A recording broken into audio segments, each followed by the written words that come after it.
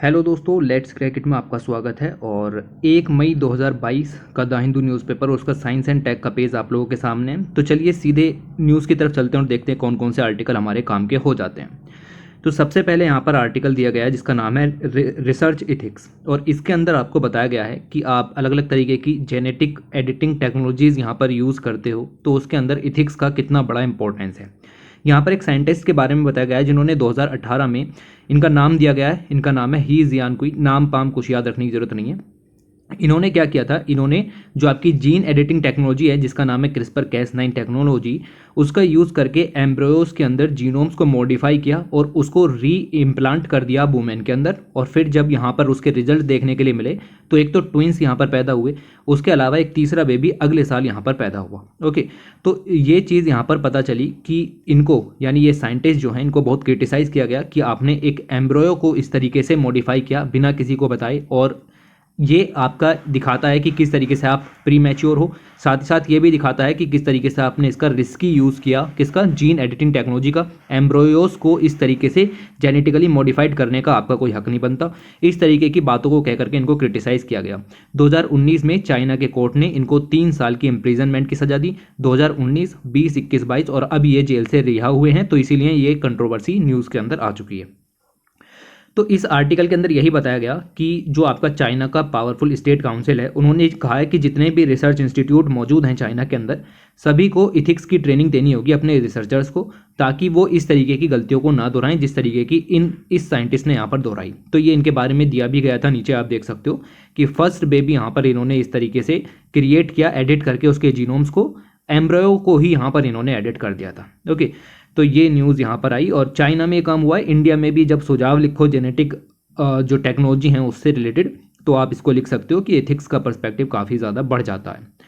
उसके बाद दूसरा जो आर्टिकल है वो यहाँ पर एलर्जिक फ्री के बारे में। यहाँ आर्टिकल के अंदर अभी जनवरी 2022 में पिग हार्ट ट्रांसप्लांट यहाँ पर किया गया था। ये शख्स थे जिनके अंदर पिग का जो हार्ट है उसको यहाँ पर ट्रांसप्लांट किया गया था। हालांकि कुछ दिनों बाद इनकी डेथ हो गई। ओके, और इनकी डेथ का जो कारण है उसको पता करने की कोशिश की जा रही कि भी गलती कहाँ हुई। ठीक है, हमने पिग हार्ट ट्रांसप्लांट किया तो हिस्ट्री वगैरह भी क्रिएट की। इससे पहले भी इस तरीके के जो इनको कहते हैं ना जीनो ट्रांसप्लांटेशन, ओके, जीनो ट्रांसप्लांटेशन इसको यहाँ पर कहा जाता है। तो ये जो यहाँ पर किया गया, इसमें कुछ चुनौतियाँ जो निकल करके आई उसके ऊपर अलग अलग तरीके की स्टडी चल रही हैं।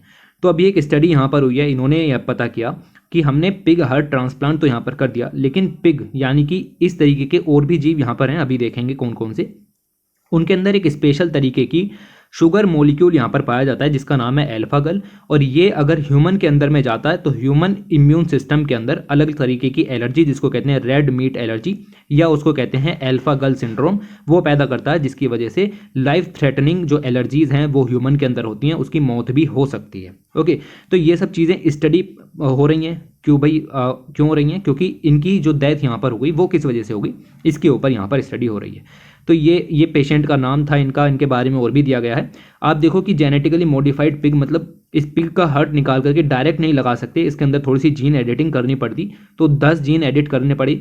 3 जीन ऐसे थे जिनको हटाना पड़ा, 1 जीन ऐसे थे जिनको अलग अलग तरीके से मॉडिफाई करना पड़ा। इस तरीके की चीज़ें यहाँ पर हैं। ओके, तो ये सब करना पड़ा। तो यहाँ पर बेसिकली हमें जो जानना है वो जानना है इस अल्फा गल सिंड्रोम के बारे में। 5-6 पॉइंट निकल करके आते हैं, ओवरव्यू एक बार यहाँ पर देख लेंगे। और इन्होंने यहाँ पर ये काम किया कि इस अल्फा गल जो शुगर मॉलिक्यूल है इसको अलग करने की कोशिश कर रहे हैं। कहाँ से? पिग के अंदर से। ठीक है, तो पिग के अंदर से अगर ये मॉलिक्यूल को अलग कर लिया तो पिग के अंदर ये वाला जो शुगर मॉलिक्यूल है वो मौजूद ही नहीं होगा। और फिर हम एक बार एक्सपेरिमेंट फिर से करके देखेंगे पिग हार्ट ट्रांसप्लांट वगैरह का, और देखेंगे कि हाँ पेशेंट सर्वाइव कर पाता है या नहीं। ओके, तो ये चीज़ें यहाँ पर आपको देखने के लिए मिलेंगी। तो ये है आपका अल्फा गल सिंड्रोम, और ये जो है इसको आप अल्फा गल एलर्जी भी कहते हो या रेड मीट एलर्जी कहते हो। इसको टिक बाइट मीट एलर्जी भी कहते हो। टिक बाइट इसलिए क्योंकि ये जो स्प्रेड की जाती है वो इस टिक के द्वारा स्प्रेड की जाती है। सीरियस है, पोटेंशियली लाइफ थ्रेटनिंग एलर्जी है, आपकी जान भी जा सकती है। इन्फेक्शन के द्वारा नहीं होती। ओके, और उन लोगों में बेसिकली इसके सिम्टम्स ज़्यादा देखने के लिए मिलते हैं जो कि रेड मीट को यहाँ पर खाते हैं या फिर ऐसे जो प्रोडक्ट हैं उनसे एक्सपोज होते हैं जिनमें अल्फा गल प्रेजेंट होता है। ओके, अल्फा गल मैंने बताया ये इसका केमिकल फॉर्म है, ये आपको याद रखने की ज़रूरत नहीं है। ये एक बेसिकली शुगर मॉलिक्यूल है जो कि मोस्ट मैमल्स में पाया जाता है। फिश, रेप्टाइल, बर्ड, पीपल इनमें नहीं पाया जाता, याद रखिएगा, इनमें ये नहीं पाया जाता, लिखा हुआ है नॉट फाउंड। उसके अलावा ये जो है वो पाया जाता है इन मीट, यानी पोर्क है, बीफ है, रैबिट, लैम्ब है, ओके, वेनिसन है, इन सब में, या फिर मैमल से बने कुछ प्रोडक्ट हो सकते हैं जैसे जिलेटिन है, काउ मिल्क है, मिल्क प्रोडक्ट्स हैं, इन सब में कुछ हद तक हो सकता है। ओके, तो ये आपको देखने के लिए मिलेगा कि एक सीरियस और potential life threatening allergic reaction है। तो और मीट कंज्यूम करने के लगभग 3 to 6 आवर बाद इसके जो सिम्टम्स हैं वो देखने के लिए मिलते हैं।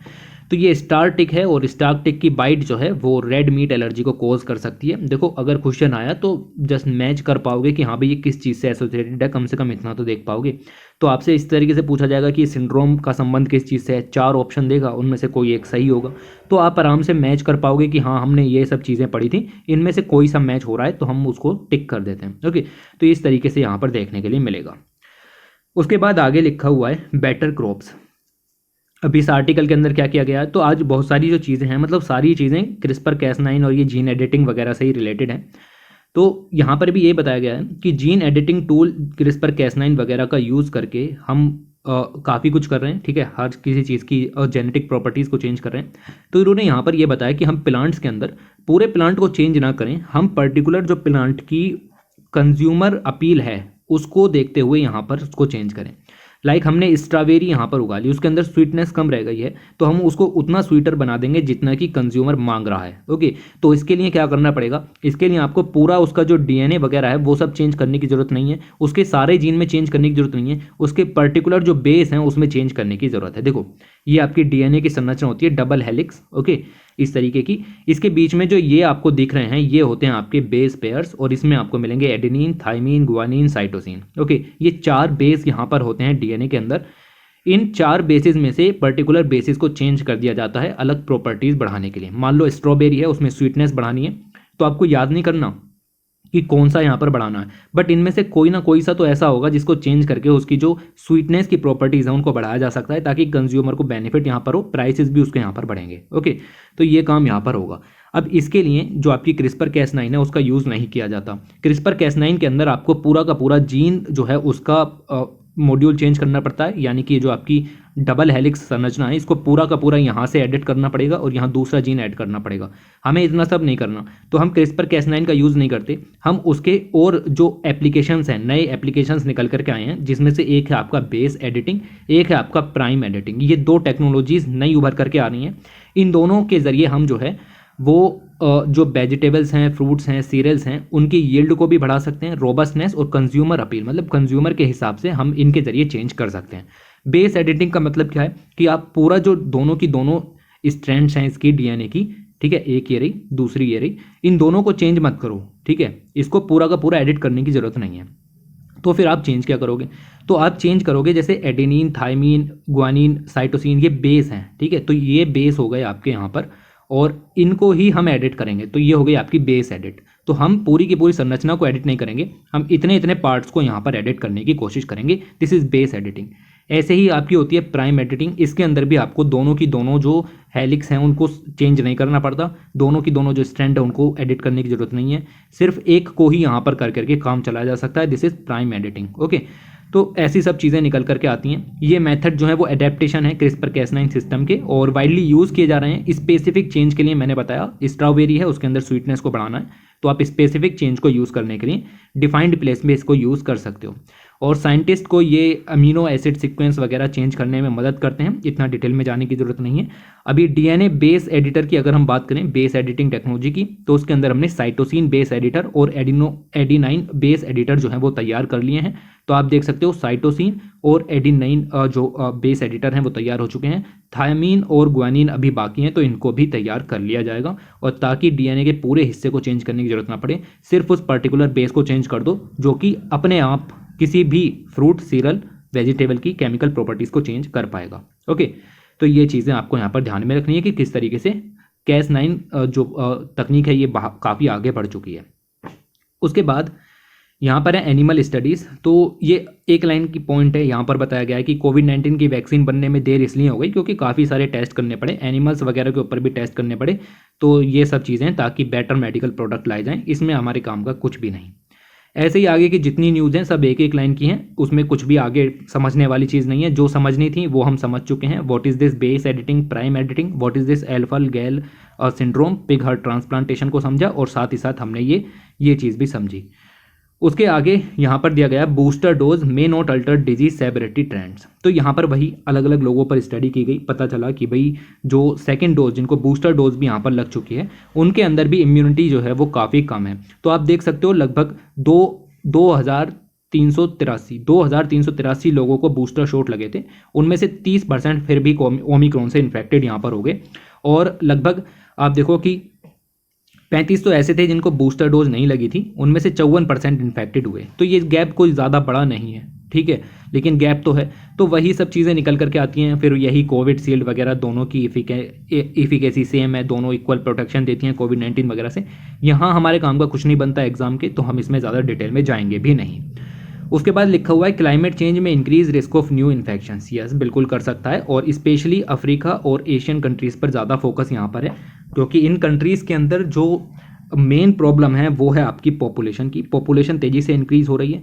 पॉपुलेशन इंक्रीज़ होने से रिसोर्स प्रेशर यहाँ पर बढ़ता है, जो नेचुरल रिसोर्सेज हैं उनके ऊपर प्रेशर यहाँ पर बढ़ता है, जिसकी वजह से क्लाइमेट चेंज और इसके अंदर में आपका पर्टिकुलर रोल निभाता है। ओके, तो ये सब जो हैं वो ऐसी वेदर कंडीशंस प्रोवाइड कराते हैं जो कि नए वायरसेस के इन्फेक्शन के लिए एक ब्रीडिंग ग्राउंड प्रोवाइड करती है, और वो वायरस इन्फेक्शंस जो हैं वो तेज़ी से बढ़ते हैं। ओके, तो ये चीज़ यहाँ पर नज़र आनी शुरू होगी आपको कि किस तरीके से जो वायरल ये आपके इन्फेक्शंस हैं देखने के लिए मिलेंगे क्लाइमेट चेंज के कारण। अब इस आर्टिकल में सिर्फ 2 ही पैसेज काम के थे, वो मैंने यहाँ पर आपके हाईलाइट किए।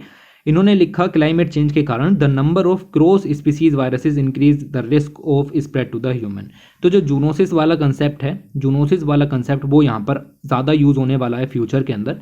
और ये जो आपके वायरस स्प्रेड के केसेस हैं ह्यूमन के अंदर, ये भी ज़्यादा देखने के लिए मिलेंगे, क्योंकि क्लाइमेट चेंज के कारण जो वेदर कंडीशंस हैं वो इस तरीके की सूटेबल हो जा रही हैं, जो नए वायरसेस के जन्म को लेकर के, मतलब उनकी उत्पत्ति के लिए सहायक हो रही हैं। ओके, तो ये चीज़ें नज़र आएंगी। Africa, Asian countries greatest threat है, यानी कि वल्नरेबिलिटी यहाँ पर ज़्यादा है और वायरस एक्सपोजर ज़्यादा होगा। और ये चीज़ें आपको यहाँ पर ध्यान में रखनी है कि क्लाइमेट चेंज का ये भी इम्पैक्ट होगा। ठीक है, क्लाइमेट चेंज हर चीज़ में इंपॉर्टेंस यहाँ पर निभाता है। इन्होंने ये भी बताया कि टेम्परेचर पेरिस एग्रीमेंट के अंदर 2 डिग्री सेंटीग्रेड से ब्रीच करेगा ही करेगा, ओके, 2050 तक। और लगभग 3000 मैमल स्पीसीज ऐसी होंगी जो माइग्रेट करेंगी और वायरसेस को एक जगह से दूसरी जगह पर ट्रांसफ़र भी यहाँ पर करेंगी। तो ये भी एक इम्पोर्टेंट पॉइंट यहाँ पर निकल करके आता है, जिसकी वजह से आप देख सकते हैं कि नए इन्फेक्शंस का जो खतरा है वो यहाँ पर बढ़ेगा। राइट, तो ये चीज़ें आपको पता होनी चाहिए। उसके बाद सेम कोरोना वायरस के 3 आर्टिकल बताओ यहाँ पर दे दिए। ठीक है, वायरसेस वगैरह से रिलेटेड यहाँ पर लिखा है इन्होंने, एक लाइन का कंसेप्ट है, ज़्यादा डिटेल में नहीं जाना। इन्होंने ये लिखा है कि कोरोना वायरस जो है वो एनिमल्स में ईजिली इवोल्व हो सकता है। तो WHO ने यहाँ पर लास्ट मंथ ये कंसर्न यहाँ पर दिखाया कि कोविड-19 का introduction of COVID to the wildlife could result in the establishment of the animal reservoir in the virus. तो वायरसेस जो हैं वो एनिमल के अंदर बहुत भारी मात्रा में प्रेजेंट हो सकते हैं, और ये एक तरीके से रिजर्वोयर बना लेंगे, क्योंकि एक कम्युनिटी उनके अंदर में यहाँ पर प्रेजेंट हो जाएगी वायरस की। और मैंने आपको बताया कि अभी अभी एनिमल्स से ह्यूमंस के अंदर ट्रांसफ़र जूनोसिस जो यहाँ पर है उसको यहाँ पर और ज़्यादा बूस्ट देखने के लिए मिलेगा, और कंडीशंस और ज़्यादा ख़राब हो जाएंगी। तो ये दोनों आर्टिकल आप लिंक यहाँ पर समझो, क्लाइमेट चेंज के कारण भी ये सब चीज़ें और ज़्यादा बढ़ जाने वाली हैं। तो जस्ट एक लाइन का आर्टिकल है, इसमें कोई पॉइंट किसी काम का नहीं निकलता। उसके बाद ये दिया गया है, लिखा हुआ है ब्रेन ट्यूमर का मोबाइल फ़ोन यूजेज से कोई भी संबंध नहीं है। मतलब आप कितना भी मोबाइल यूज़ करो, ब्रेन ट्यूमर नहीं होगा। पढ़ सकते हैं आर्टिकल को, कोई दिक्कत नहीं है, बट एग्ज़ाम करीब है, प्रीलिम्स वगैरह, और टाइम कम है, तो इन सब चीज़ों की तरफ ध्यान ना दिया जाए। ओके, तो यहाँ से नहीं निकलने वाला कोई भी पॉइंट। अलग अलग लोगों पर स्टडी की गई और पता चला कि ब्रेन ट्यूमर का कोई संबंध नहीं है। अगर आप मोबाइल फ़ोन का यूजेस करते हो तो कोई कैजुअल लिंक नहीं है। There were no statistically significant association with talking for at least 20 minute per week और with the 10 year use. Okay, तो ये सब चीज़ें निकल करके आ रही हैं, हमारे किसी काम की नहीं। आपको पता है कि ये चीज़ें नहीं पूछी जाएंगी एग्ज़ाम के अंदर। जो चीज़ें पूछी जाती हैं वो हमने डिस्कस कर ली। वीडियो छोटी थी, बट ये शुरू की जो पॉइंट्स थे वो काफ़ी इंपॉर्टेंट यहाँ पर हो जाते हैं। तो बड़े आर्टिकल किसी काम के नहीं निकले यहाँ पर, लेकिन छोटे आर्टिकल्स सारे के सारे बढ़िया थे। ओके, तो चलिए वीडियो को एंड करते हैं। Thanks for watching, take care.